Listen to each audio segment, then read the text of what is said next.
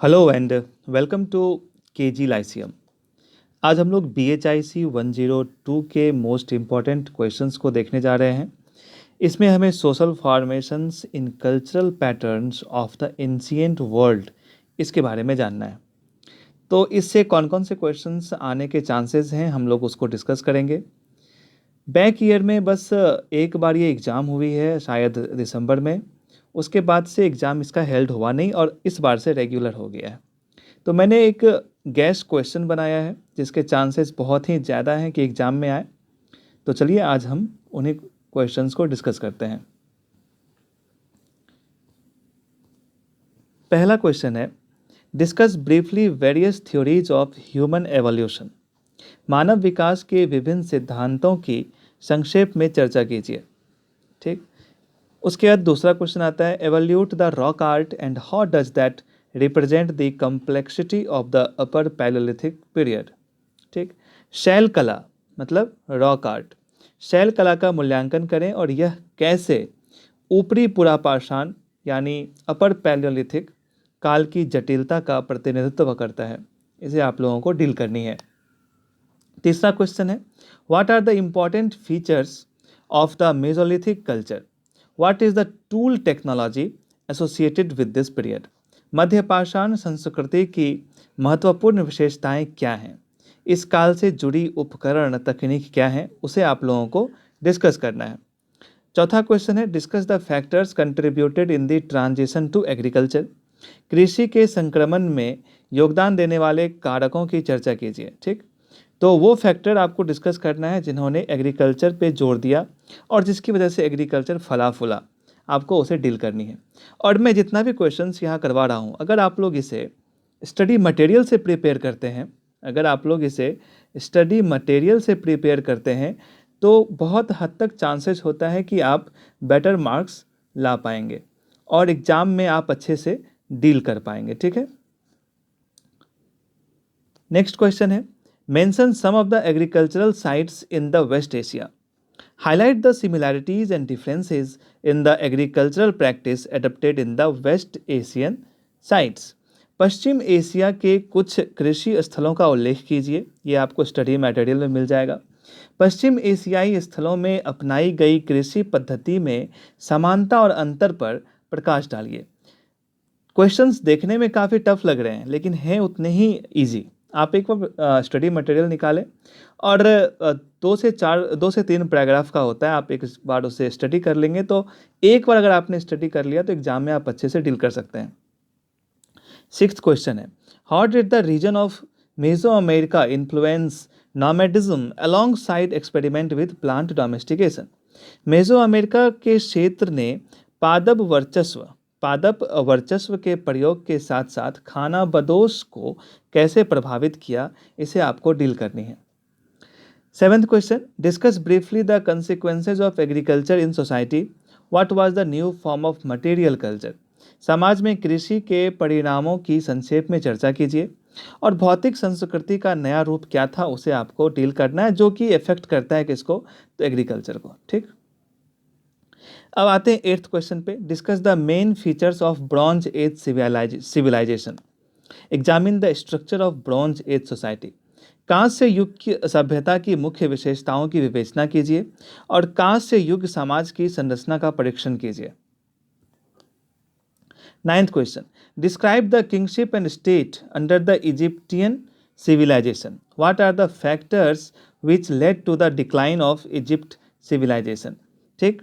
मिस्र की सभ्यता के अधीन राजत्व और राज्य का वर्णन कीजिए और वे कौन से कारक हैं जिनके कारण मिस्र की सभ्यता का ह्रास हुआ या फिर पतन हुआ। 10th question, what was the main features of bronze age civilization in China. ठीक।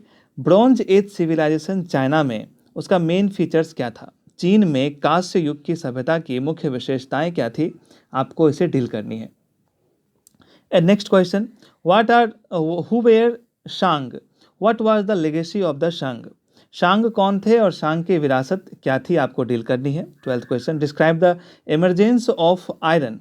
What are the textual and archaeological evidence of early use of iron. लोहे के उद्भव का वर्णन कीजिए। लोहे के प्रारंभिक उपयोग के पाठ्य और पुरातात्विक साक्ष्य का क्या क्या महत्व है, आपको उसे डील करनी है। पाठ्य जिसमें इट मीन्स टेक्सचुअल जो भी इसके सोर्सेज हैं, और पुरातात्विक जो कि आर्कियोलॉजिकल आपको हो जाएंगे। 13th क्वेश्चन देखते हैं। How did the knowledge of iron technology support the emergence of new states in near east. ठीक है, नियर ईस्ट की बात कही जा रही है कि लौह प्रौद्योगिकी के ज्ञान ने निकट पूर्व में नए राज्यों के उदय का समर्थन कैसे किया। ठीक, जब बात करते हैं निकट पूर्व में, तो जो हमारा जो इंडिया हो गया और इंडिया से सटे जो सेंट्रल एशियन रीजन हो गया, तो ये सारे एरिया में जब आयरन टेक्नोलॉजी आया तो वो कैसे इमर्ज किया न्यू स्टेट्स को, आपको वो डील करनी है। नेक्स्ट क्वेश्चन है development of nomadism in Central Asia. ठीक, जब आप सेंट्रल एशिया में नोमैडिज्म को लिखेंगे तो आपको इन टॉपिक्स को ध्यान में रखना होगा। एक ज्योग्राफिकल फीचर्स आप तैयार कर लेंगे, दूसरा नोमैडिक सोसाइटी क्या है उसे देख लेंगे, और नोमैडिक आर्ट। जब भी नोमैडिज्म से क्वेश्चन आएगा, खासकर सेंट्रल एशिया से ही आएगा, तो आप ये 3 चीज़ नोमैडिक से रिलेटेड तैयार कर लें। देखिए, मैं सिर्फ अभी क्वेश्चन बता रहा हूँ, क्योंकि अगर मैंने डिस्क्रिप्शन इसका देना शुरू किया तो बहुत ज़्यादा टाइम लग जाएगा।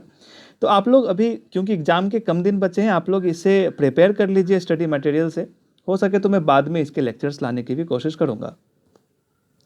15th question, what role did the coins play under the Sassanid empire, elaborate this in the light of religion and economy.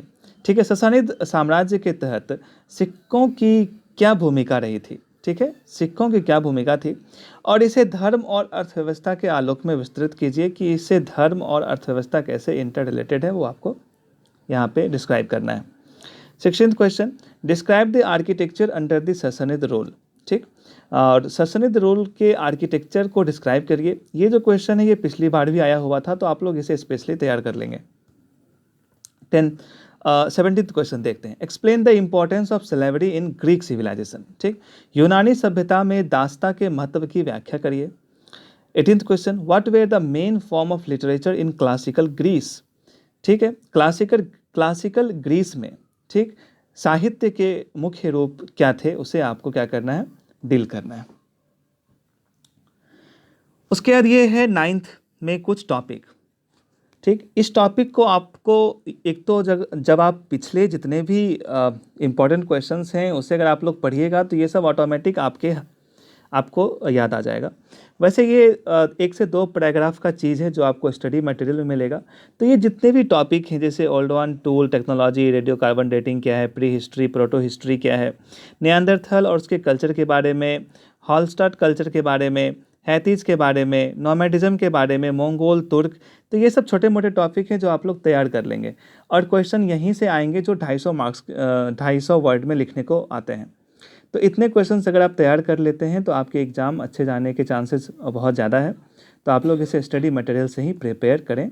धन्यवाद, ऑल द बेस्ट। और जब आप लोगों का एग्ज़ाम हो जाए तो कमेंट करके बताएं, क्योंकि ये फर्स्ट एक्सपीरियंस है इस सब्जेक्ट का, क्योंकि इससे पहले एग्जामिनेशन भी नहीं हुए हैं।